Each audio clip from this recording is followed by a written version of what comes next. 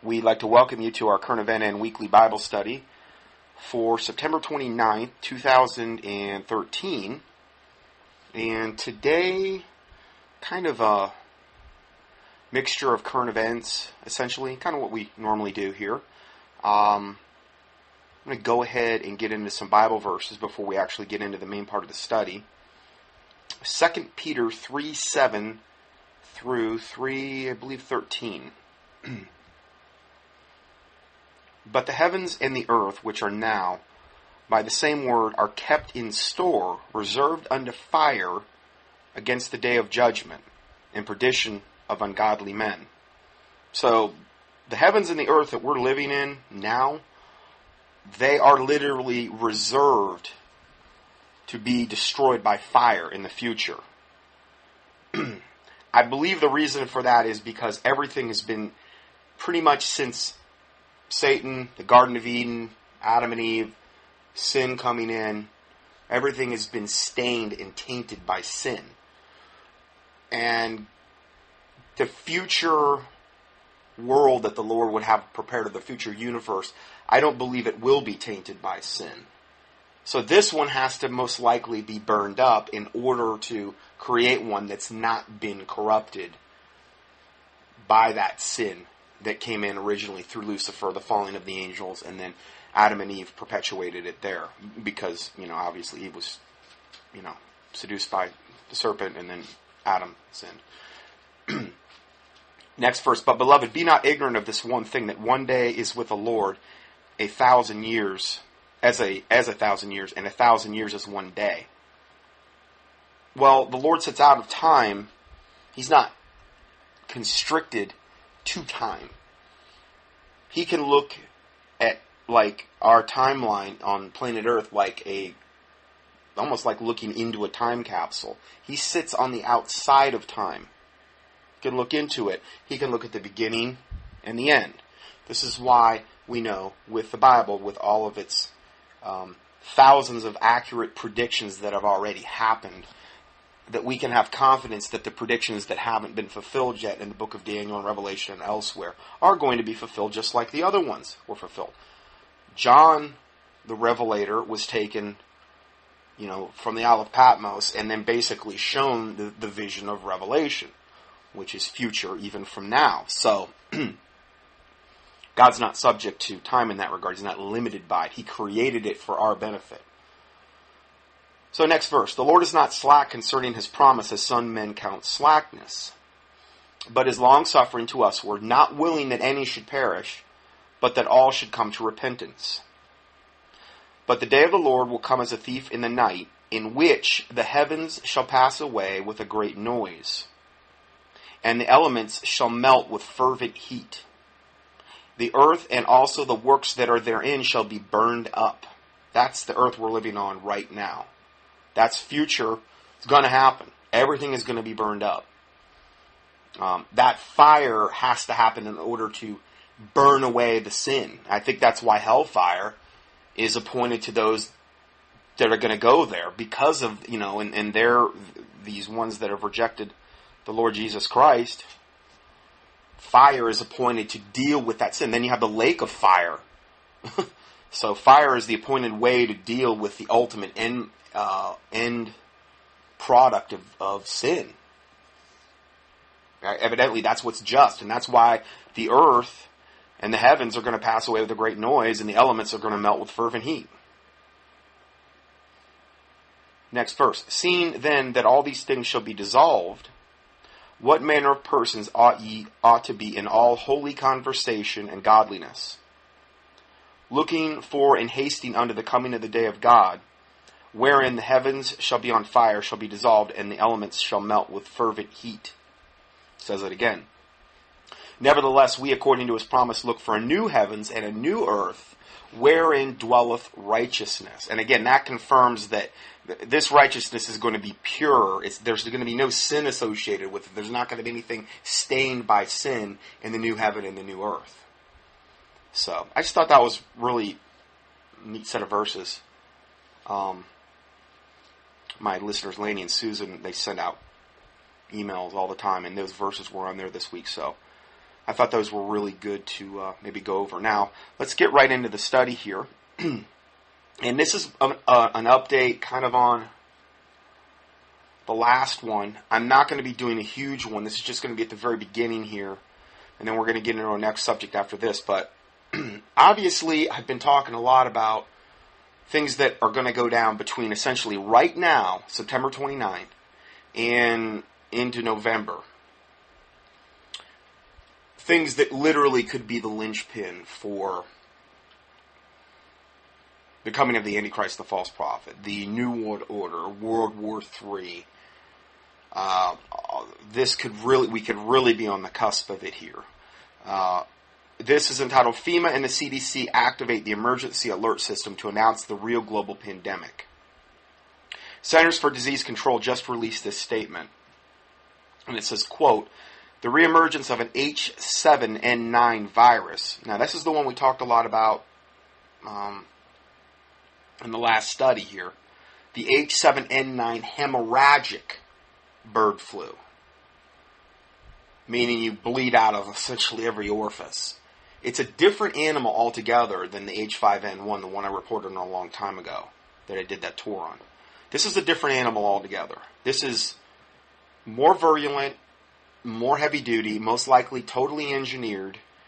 And they're saying, this is CDC, Centers for Disease Control, said the reemergence of an H7N9 virus and transmission among people in the United States remains a possibility. And if that occurs in the fall of 2013, the U.S. healthcare system is likely to be overwhelmed. Yeah, I would say so. And they just don't have the ability, obviously, to deal. Particularly when they've already come out and said that unless you go on advanced life support, you have like a 0% chance of living. 0. That's what they've said. That's what statistically has happened so far on people that weren't able to get to advanced life support. Now, if you got 3 or 4 people in a particular area, it's no problem. But if you have 3 or 4,000, or 3 or 400,000, yeah, I mean, it's nobody's going to be getting through it, and so this just came out today. I'm just going to play this to about the 9.5 minute mark. He covers a lot of bases here, and we'll go from there. Maximum alert from the Potter blog sites. The United States government released a federal solicitation today that shows that they are actively preparing to activate the emergency alert system to notify the nation of an avian influenza national emergency.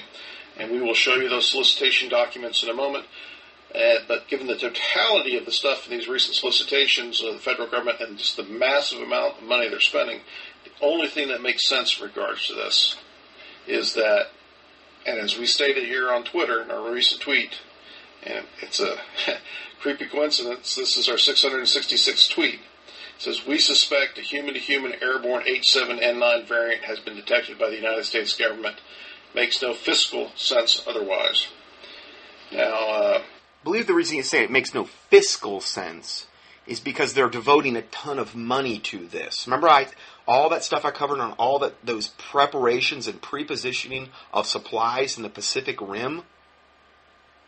Well, again, he mentions that here. If the outbreak starts in China, Taiwan, wherever, over there, well, obviously people are going to flee out of those areas. And the closest islands that are held by America in any way, shape, or form are in that Pacific Rim chain.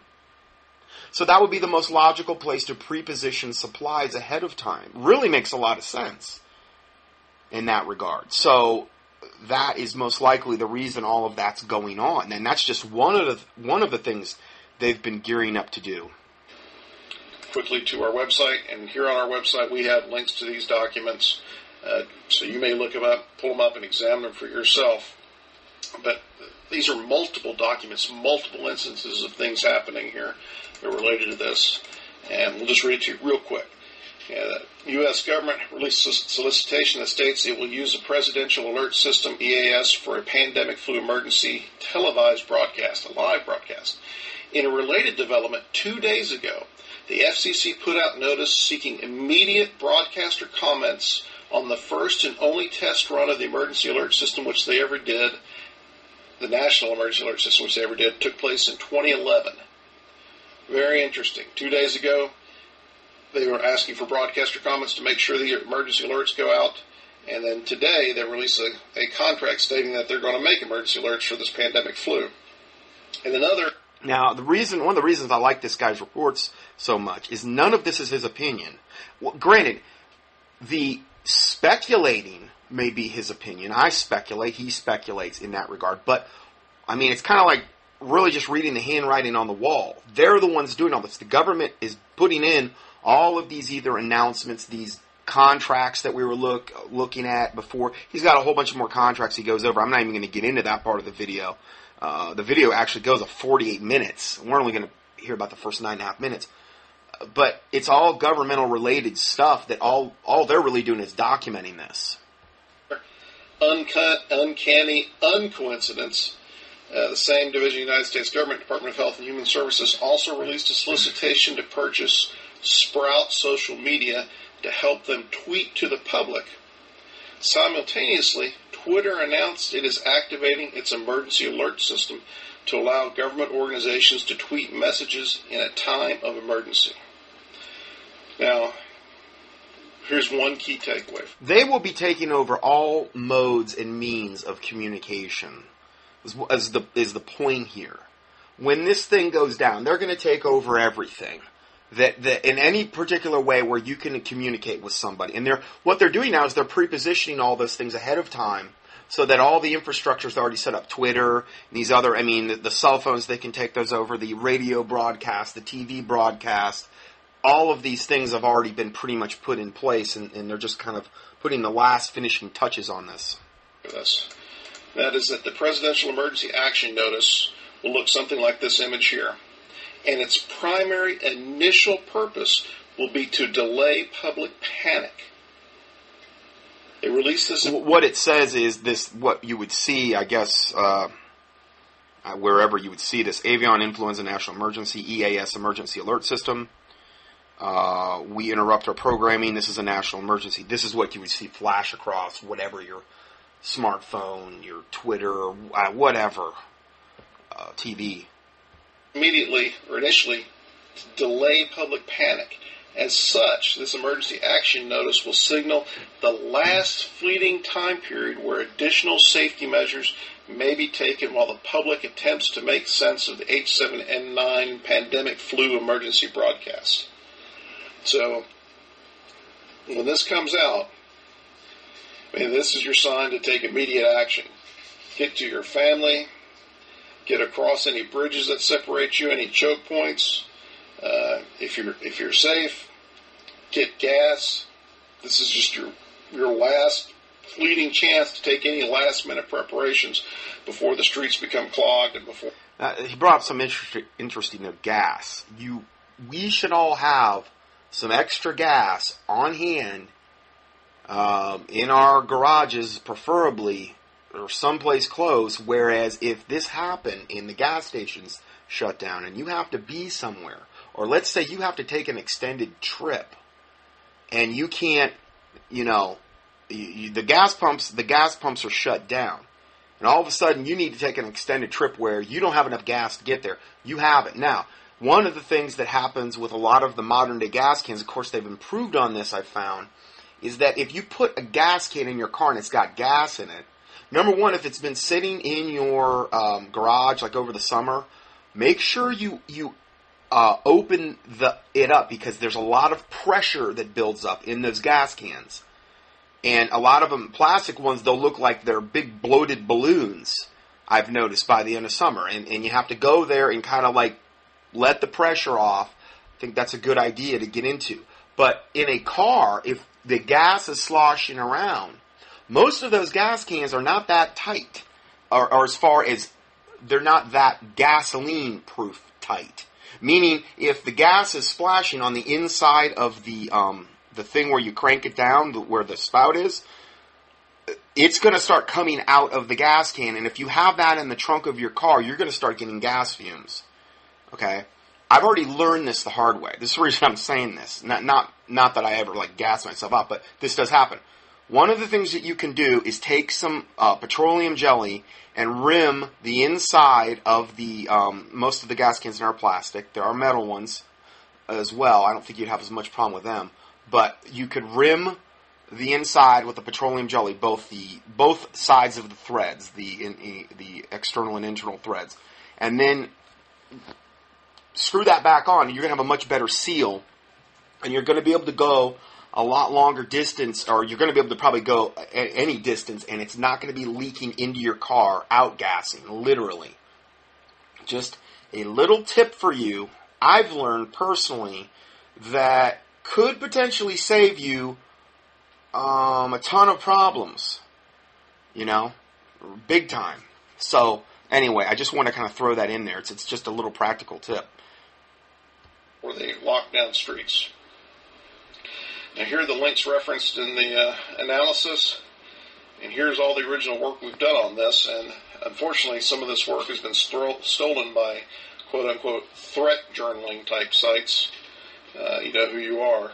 He's got all of these links that they've done. It's the www.potrblog.com. www.potrblog.com. And the guy's, he crossed the T's and dotted the I's. I mean, he's really done a lot of detailed work here. I covered a lot of those detailed reports in the last study. I'm not going to go back and rehash everything that we've already covered. And a lot of this is new, true. But for time's sake, you can go and actually check into this more. And it might be one of those sites you want to kind of mark to go to every day to see what's going on. Bad thing about that is they pass this off as their own work, and so the rest of the information on their sites can't be trusted. But if you just look at what's going on here in these recent contracts, $57 million awarded to Cellfire for thrombozones to help fight hemorrhagic bleeding. This is some incredible stuff. FEMA. Why would they want that? Because it's a hemorrhagic fever. And they're going to want drugs or these types of things that counteract hemorrhaging in the body. So that's why. Now, I forgot to mention this in the last study, but if you were trying to do it naturally, if you're trying to increase your platelet count naturally to thicken your blood, because it thins the blood to the point where you actually start hemorrhaging, and it must also attack the capillaries. Now, granted, you're not going to be able to just take these two products and ward off hemorrhagic bird flu, okay? You would have to be doing something to actually annihilate the bird flu. I think the best choice is the Envive Silver Protein. I don't know anything stronger. But beyond that, if you were going to take two other things to actually increase the capillary, to strengthen the capillaries in your body and to increase the platelet count in your bloodstream, because what it does is it takes evidently this takes all the platelets out of your bloodstream, which makes, the platelets are what clot blood, okay? By doing so, then you start bleeding out of every orifice. That's how H7N9 works, one of the main ways it works. Totally different than any other bird flu I've ever seen. To strengthen the blood vessels, the best product I know of would be Cyruta Plus by Standard Process. One of its primary ingredients is buckwheat. So if you had good organic buckwheat, you could use that as well. Anything with a high bioflavonoid content would be good. Bioflavonoids are one of the kind of like the cofactors that act with vitamin C. And then the other thing, the best thing I know of to stop internal bleeding is oil-based chlorophyll. And there's only one company that I know on the planet that makes it in Standard Process. You can go to the health food store and get water-based chlorophyll, but it goes right through you. If you've ever taken that stuff, you'll know what I'm talking about. Why? Because the body's essentially rejecting it. It just turns your stool green. Essentially what it does. It's water-based. Oil-based will not do that unless you just take a ton. You have to take a whole bunch. But I don't even think I've ever seen it do that. And oil-based is extremely hard to make. And it's very expensive. It's their most expensive product is oil-based chlorophyll. I heard, from what I've heard, is like it's one of the 2 days. It's the hardest product to make, and it's the day where most of the employees at Standard Process will typically call in sick. When it's the day where they process it, because it's extremely messy. It's staining. It's very staining, this stuff, but it's in a gel barrel, so you're not going to get it on you unless you open it.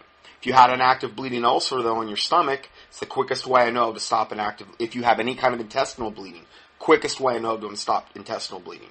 I've seen it stop intestinal bleeding literally within a 12-hour period. Really bad intestinal bleeding on a patient back in Florida, a Christian sister.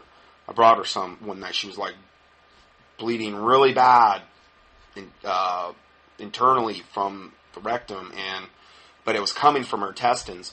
Got her on this. By the next morning, it had stopped. So it has a tremendous ability to help the blood clot. And that's what you would need in a hemorrhagic bird flu situation. The silver wouldn't help with that at all. But the silver is what you need to actually kill the virus. The chlorophyll is not going to kill the virus, but it'll help with... See, you understand, everything has its place. So I forgot to mention that in the last study, and it was like, got by me, and I wanted to... I wasn't even planning on mentioning it in this study. I kind of almost forgot about it, but I believe the Holy Spirit reminded me to do that, because it is important. It's important. So that's a professional line that I use, and I've carried. I've prescribed it for over 20 years. I used it far longer than that when I was probably started using it when I was like 16. So really, really high quality stuff.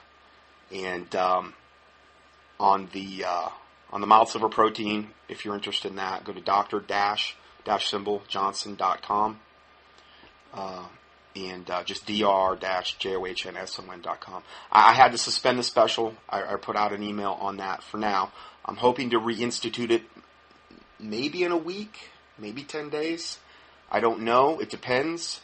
But I had to suspend it due to I ran out. I ran out. So, but you can still get it on the site there. The site goes through Invive Silver, and it does not go through me. So that's why you can still get it through them. Anyway, let's go further here. I'm gonna let this roll some more. Has a 48-hour delivery notice out for 100,000 doctor scrubs, 1,000 100-person medical hoteling centers, fuel showers, bathrooms. This is just for the medical personnel to be able to treat things. A lot of this stuff is aimed at the Pacific region. I guess they expect this human-to-human spread to come out of the Pacific, probably from high net value Chinese fleeing via airlines. But let's go look at the document. So that's the Pacific Rim region, and they've got these doctor tents there that 100,000 doctor scrubs. They need to be able to get these within a 48-hour delivery, and then 1,100-person shelters for the doctors and the nurses that will supply fuel, showers, bathrooms, hygiene equipment for this national disaster. So, again, all this stuff going to the Pacific Rim would make total sense regarding the scenario. Centers, fuel, showers, bathrooms.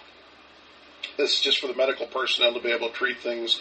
A lot of this stuff is aimed at the Pacific region. I guess they expect this human-to-human spread to come out of the Pacific, probably from high net value Chinese fleeing via airlines. Sorry, I let that play again just because I lost my spot there. But let's go look at the documentation real quick here. This is the Fed Biz Ops that first alerted us that something was going on. This is Fed Biz Ops, Federal Business Opportunities. These are bids that the government puts what they need out there, and they're like, okay, who wants to bid on this contract? And so this is straight from the government. Really high-end maintenance software for television production. And if you go through this, they don't really tell you what it's for, but there is a link at the very bottom to the statement of the work. Click on the statement of work link here, and what you will come to is this Word document. Television studio equipment purchase. Really what they're purchasing is maintenance and service. But let's look at this real quick. It says that the need to inform the public is further emphasized with the risk of pandemic flu. The television broadcast facility will play a vital role in keeping the public informed on the government's health response and steps people can take as individuals to deal with the flu during a major outbreak. It'll play a major part in keeping the public brainwashed and in keeping their propaganda flow going. Now, at this point, if this happens, most likely the internet will be down. I wouldn't be surprised if they zapped all modes of private communications, any major thing like internet or shortwave. You know, you may be basically down to two-way handheld radios or something. That's why it's good to have those. You know, you can pick those up for cheap at most, like a Radio Shack or online. Additionally, the television studio will serve as a valuable tool for disseminating information to state and local health emergency centers to provide additional information to assist them in planning for and responding to a flu emergency.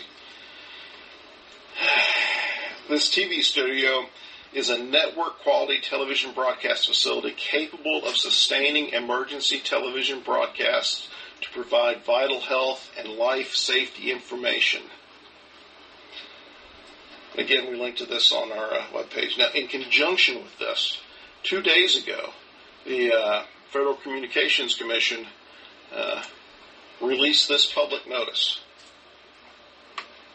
And let me zoom in or make this a little bit bigger here, see if we can read it. It says, Public Safety and Homeland Security Bureau seeks comment regarding equipment and operational issues identified following the first nationwide test of the emergency alert system in 2011. First nationwide test of the presidential action notification was done in 2011, and now they're seeking immediate broadcaster comments to let them know what problems they had. Why would they be doing that? Well, they want to work out all the bugs. They don't want the first time they implement a lot of this stuff for them to find out they have some major snafu glitch that's coming up that might be a 10-day workaround. They don't want it to go down that way. They want to have all those bugs worked out ahead of time. Pretty obvious what this is for and why it's in conjunction with the CDC's Department of Health and Human Services request and capability there to fund live televised broadcasts for over the emergency broadcasting system, or emergency alert system as it's called now, about an avian influenza situation. Now, along with that, if you look here, there is another purchase order out today for a Sprout social media management system. Now, again, it doesn't really tell you what it's for in the purchase order here, but if you scroll down to the bottom, where is it, and you open up the PDF, well, what you end up getting is this. And we'll scroll down through here and read through this. And you can find that link that leads to this link on our webpage. It says, Sprout's most social media features a smart inbox, quickly respond to different social media accounts, aggregation searches determine the best time to tweet. So this is for, I guess, this program that will respond quickly from different social media accounts, post different messages, sort by specific keywords. It allows for aggregation of searches into one data stream, and determine the best time to tweet based on its keyword search frequency analyzer. So they're really, they're really wanting this to go is, they want to get their propaganda out there as efficiently as possible when this goes down. Based on its keyword search, up here, the social media channel Twitter is used extensively at HSS, with the secretary launching her own Twitter account this fiscal year. Sprout Social provides unique capabilities to HSS because its Twitter comparison tool enables staff to compare with Twitter. Basically, this is a capability then to tweet quickly and effectively to Twitter. Now, along with that notice today, Twitter announces that it's launching its own emergency alert system. Twitter has launched a new emergency alert system that lets authorized agencies and other aid workers send messages in times of emergency. Things are all working in conjunction here. The only way any of these expenditures and this desire for the federal government to have live broadcast capability on the emergency alert system following a presidential emergency action notification is if they have found a human-to-human airborne transmissible variant of H7N9. That's the only reason why any of this would make any real physical sense. Nothing else makes physical sense. Hence, our maximum alert. Okay, then he goes on to go over all kind of other things that he's documenting. But again, it's like a 48-minute video. It's not practical to play it. But them having found this H7N9, no, I don't believe that's the case at all. I believe they already know about it. They are the ones that are going to release it. It's already been made in a laboratory. It's already been done, and it's just a matter of it actually being unleashed. And so they would be the ones that would or could determine it. Sure, they're going to blame it on the pigeons and on the avian bird, and that may be the vector. Obviously, be the most likely vector for them to blame it on, and for them to implant or infect birds or whatever. In order for that to happen, obviously, that's going to be the scapegoat. And will it be legitimate? Well, maybe it will be to a certain extent. Maybe, but if they infect these birds with this H7N9 hemorrhagic bird flu, yes, the birds would be the absolute perfect vector to spread it. And they can blame the birdies like it's their fault. And that's the way it's going to go down, most likely. And then you're going to have that in conjunction with chemtrailing. These are binary or tertiary agents that are going to compound the effect of what will be released. Maybe they're going to release the H7N9 in migratory bird flu or migratory bird patterns. That would make a lot of sense. You could actually infect the birds. You know they're going to be flying through these chemtrails as they come down. And that way the birds are infected and they just keep flying. Then you go and you get your vaccine, and then you get infected. Then you go get your vaccine, and then that's what really is like the final nail in your coffin, Or maybe then there's another agent that has to work with the vaccine in water, or maybe it'll be something else they do in the. I don't know. I'm just giving you plausible ways that it may happen. So next alert. This is just I'm going to play like a minute and 40 of this. And it's entitled FEMA Region 3 Emergency Update. Major preparations are happening now. FEMA Region 3 being one of the main areas that they're going to most likely target here.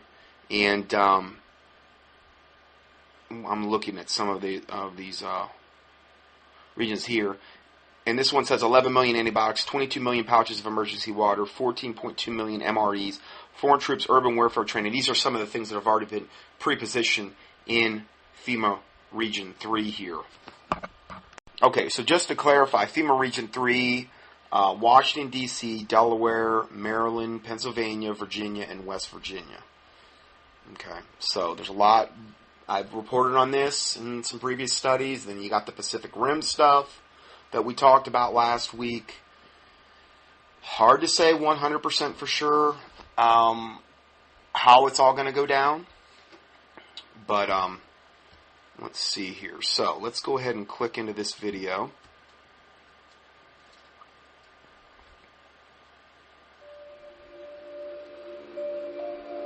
FEMA Region 3 Martial alert. law is coming to a town near you. Get ready for Grid X2, the grid security exercise. It's a multinational terror drill, and it's scheduled to take place in the coming months. Supposedly, it aims at assessing, testing, and validating vital infrastructure resources should they come under an unlikely cyber attack. It's scheduled for November in the U.S., Canada, and Mexico, so get ready for martial law. They can put that in place right away. And remember, Janet Napolitano said earlier this year that it's not a matter of if, but when it happens. And it's already happened in Venezuela when it froze transportation, business, and overall communication in that area. In FEMA Region 3, they're preparing for something of a large magnitude, putting out bids for contractors demanding delivery in under 48 hours. Now, these items include various things such as clothing, 100,000 scrub pants and shirts, sweatshirts, 6 million cotton blankets, all to be ordered by October 1st, 2013, and the Center for Disease Control ordered $11 million worth of antibiotics. Remember, the DHS earlier this year had been buying up billions of rounds of ammo, and the IRS ramped up with AR-15s, FEMA buying millions of MREs, and they've moved Coast Guard training from their normal training area to Region 3. West Virginia has already had a taste of the police state during the Boy Scouts Jamboree, as citizens witnessed foreign troops on the ground, snipers, Blackhawks, and even notices from health services warning of airborne viruses. And in Maryland, they recently showcased their military-style vehicles on the freeway during a funeral. Martial law is coming. Okay, so it goes on there, and there's more proof. There's all kind of videos of them transporting troop carriers and tanks and on different railroads. A lot of those videos have been on lately. Tons. When I was down in Florida, I saw all kind of look like troop carrier type vehicles. Definitely military. Just zipping around everywhere. It was more in Central Florida, which would, if you kind of want to keep something like that off the interstates as much as you can, or maybe off the radar, it would be a likely place to do it because it wasn't on a main. The road was kind of a main road, but it wasn't like an interstate, so it would kind of make sense there. So I've seen that myself with my own eyes. So let's go further here and to our next video. Okay, so this video, it's just a 2-minute video here essentially, and it's titled "Unbelievably Massive New NSA Revelation in Tomorrow's New York Times." This just came out today, and I just thought it would be good to kind of refresh ourselves on this. Hey everyone, I know you guys are sick of hearing about NSA revelations. I'm sick of reporting about it, but this is a big development. The New York Times has a story that's just been published online, and it'll be on page A1 of their print edition tomorrow morning. It's a huge story by Laura Poitras, who had done that big video about a year ago, the video interview with the other NSA whistleblower, William Binney.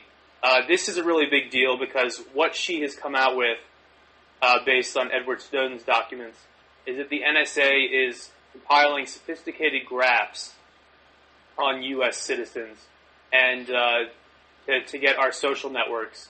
And this is our offline social networks, not stuff like Facebook and Twitter, although that is included. But the people that you hang out with when you're not online, it says your associates, their locations at certain times, your traveling companions, and other personal information. And the piece in the New York Times also says that the kinds of data that they're using for this program, again, this is on American citizens who are not connected to any kind of wrongdoing, not suspected of terrorism or any crimes, just people who happen to use technology, which everybody uses. So the information being included includes bank codes, insurance information, Facebook profiles, passenger manifests, voter registration rolls, and GPS location information, as well as property records and unspecified tax data, according to the documents. In case you're not aware, that is not allowed under our Constitution. That is an absolutely massive violation of the Fourth Amendment, and we are paying for this stuff. We're paying to be spied on by our own government. Let me know in the comments section below what you think of all this, and head over to risetv.co for more information. We'll be covering this throughout the week on the morning show, and thank you guys for watching. Really, on an increasing basis, anything that we pay into the government in the form of taxes and these types of things, all we're really doing just about anymore is funding our own destruction. You know, I mean, I'm not saying everything, but increasingly as things become more wicked, that seems to be more and more, I guess you'd say, the norm. So I'm going to go ahead and end part 1 here. We're going to switch gears and go into a different subject next, probably for a couple different parts. So God bless you, and we'll see you in part 2.